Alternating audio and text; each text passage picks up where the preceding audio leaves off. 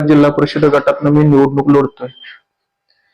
ही निवडणूक कशासाठी आहे आणि आपण मतदान कशासाठी करतोय, मतदान का करायचं एखाद्या उमेदवाराला, या सगळ्या गोष्टी आपण याच्यामध्ये पाहिल्या पाहिजेत.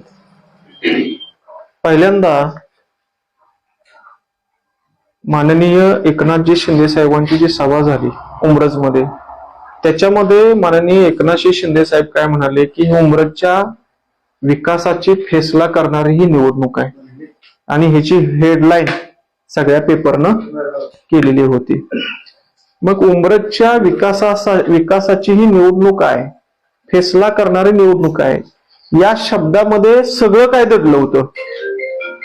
आणि त्यामध्ये त्यांनी बाजारपेठेचा सुद्धा एक प्रश्न निर्माण केला होता. ते भाषण आहे, आपण युट्यूबला जाऊन बघा.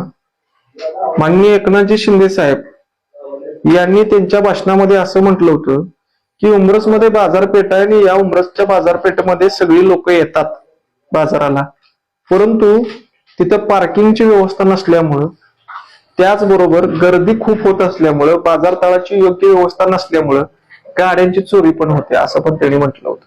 बघा ती भाषण काढून. हा, त्याचबरोबर त्यांनी असंही म्हटलं होतं की उमरज ही स्वामी समर्थांच्या पदस्पर्शानं पावन झालेली भूमी आहे आणि 11 मारुतींपैकी एक मारुती हा उमरज मध्ये स्थापित झालेला आहे. मग तिथं या 11 मारुतीपैकी एक मारुती स्थापित झालाय. त्या मारुतीच्या दर्शनासाठी येणारे जे लोक आहेत त्यांच्या गाड्या आत जाताना रस्ते अरुंद आहेत, गाड्या आत जात नाहीत, त्यामुळं पर्यटकांना त्याचा त्रास होतो.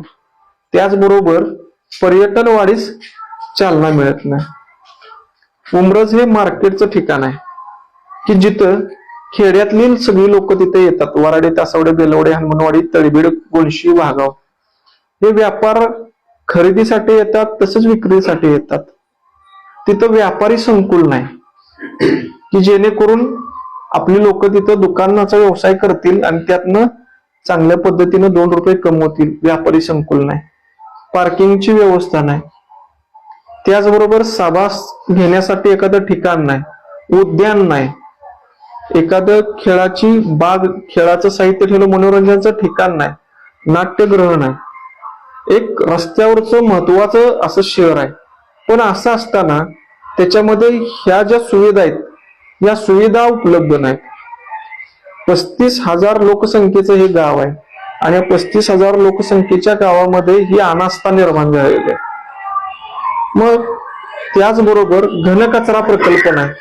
आपण जर बघितलं चापोर रोडला एमएससीबीच्या पुढे जर पाहिलं, आज पण जाऊन बघा, त्या एमएससीबीच्या समोर भिंतीच्या बाजूला कचऱ्याचं साम्राज्य आहे. वास मारतो अक्षरशः. तिथल्या ज्या सोसायटीला इतका त्याचा त्रास होतो. दुसरं आपण बघितलं तराई नदीच्या बाजूला सगळा कचरा आणून टाकला जातो. घनकचरा प्रकल्प नाही, ओला कचरा सुका कचरा बाजूला करायची यंत्रणा नाही. त्याचबरोबर महसुली जे ऑफिसेस आहेत हे महसुली ऑफिसेस एकाच ठिकाणी नाहीत. भूमीला अभिलेखचं ऑफिस आहे, दुय्यम निबंधकाचं ऑफिस आहे, तलाठी ऑफिस आहे, ग्रामपंचायतीचं ऑफिस आहे. हे सगळे ऑफिसेस सुद्धा एका ठिकाणी नाहीत.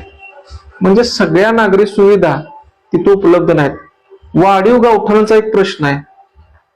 काही ठिकाणी शेत जमिनीमध्ये घरं बांधलेत पण ती उमरजमध्ये समाविष्ट नाही, म्हणजे गावठाणात समाविष्ट नाही, त्याचाही प्रश्न आहे. मग ह्या उमरज हा जिल्हा परिषद गट आहे आणि तिथलं महत्वाचं शहर उमरज आहे. उमरज मध्ये एवढ्या अडचणी आहेत.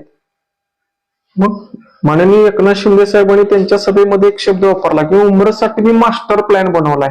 मास्टर प्लॅन, हा मास्टर प्लॅन ज्याला कळाला ना त्याला समज कळालं.